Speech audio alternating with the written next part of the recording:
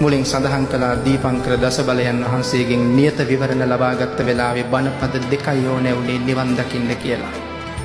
හෘද සාක්ෂිය කතා කරන්න ඇති සුමේද, උඹ කෝටි ගාණක් බඩගින්නේ අඬන දරුවන්ගේ අම්මා කෙනෙක්. උන් බඩගින්නේ අඬනකොට උඹට පුළුවන්ද තනියම කෑම කන්න? උන් සංසාරේ දුක් විඳිනකොට සුමේද උඹට පුළුවන්ද තනියම නිවන් හොයන්න? බැරි නිසායි උන්වහන්සේ සංසාරෙට බැස්සේ. මහා කල්ප අසංඛ්‍ය 4යි ලක්ෂ එකක් මේ සංසාරෙට දුක් විඳින්න බැස්සේ නිසා. විඳපු දුක් කන්දරාවක සීමාවක් නැහැ.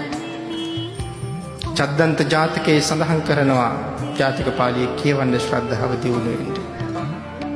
රැස්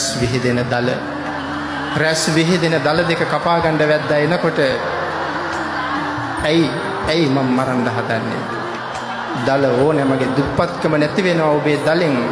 දල දෙක දික් කරලා කියනවා මගේ දල කපා ගන්න. හරස් කියතෙන් කපනකොට උන්වහන්සේ දුක විඳේ අපි නිසා.